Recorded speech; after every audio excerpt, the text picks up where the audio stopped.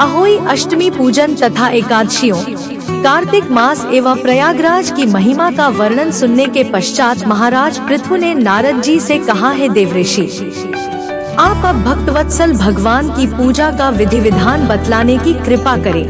तब नारद जी बोले, हे राजन, एक पुरातन इतिहास कहता हूँ, सो ध्यान लगाकर सुनो।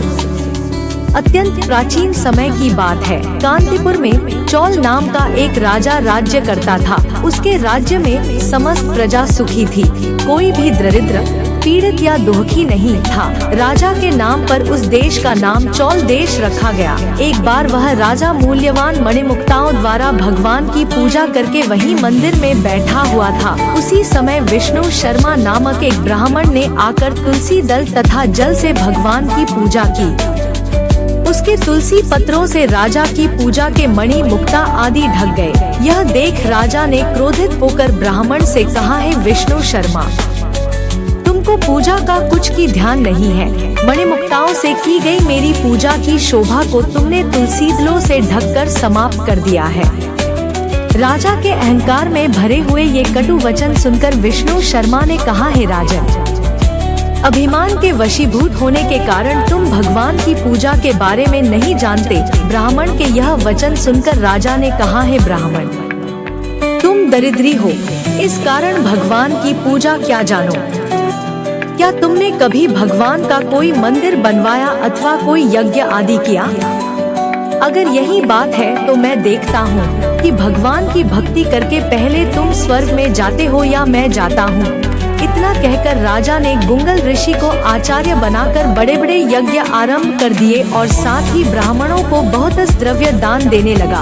परंतु विष्णु शर्मा सर्वदा की भांति माघ तथा कार्तिक मास के व्रत, तुलसी वन को रोपण, एकादशियों को व्रत तथा नमो भगवते वासुदेवाय मंत्र का सतत जप करते हुए भगवान की पूजा अर्चना करता रहा।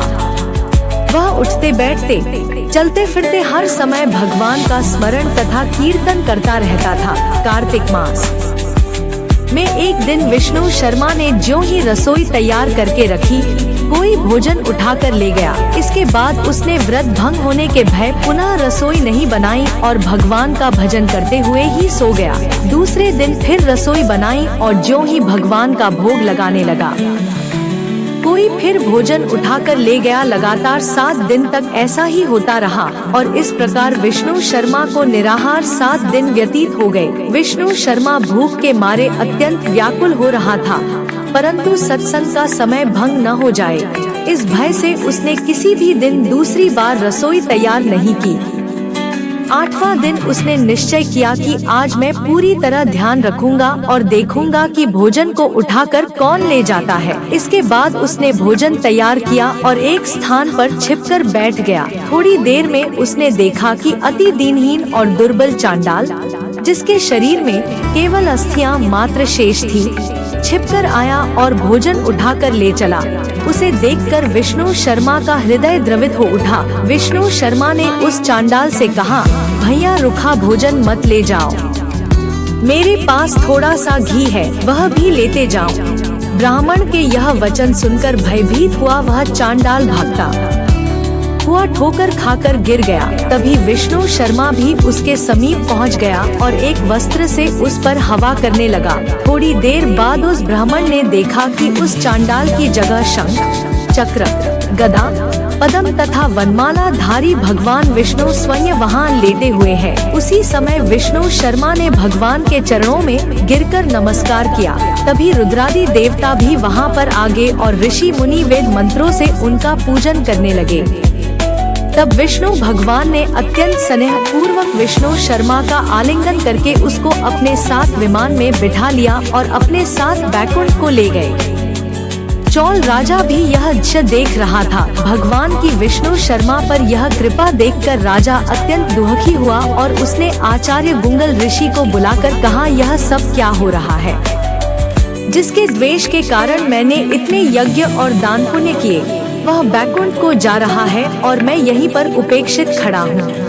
क्या मेरे यज्ञ और दानादि सब निष्फल गए? इससे यही सिद्धि होता है कि भगवान यज्ञादि से नहीं केवल भक्ति से प्रसन्न होते हैं। आजीवन ब्रह्मचारी रहने के कारण राजा के कोई संतान भी नहीं थी, अतएव अपना संपूर्ण राजपाट, धन संपत्ति आदि अपने भांजे को सौंपकर भगवान मुझे शिथिर भक्ति प्रदान करे। इसी कहते हुए राजा यज्ञ कुंड में कूद गया। यह दृश्य देखकर गुंगल ऋषि ने क्रोध में आकर अपने शिखा उखाड़ ली।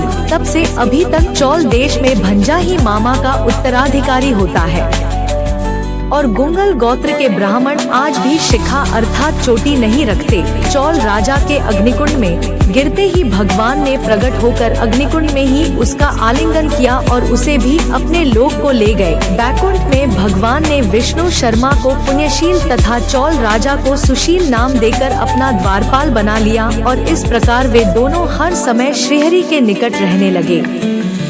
जय श्री कृष्णा।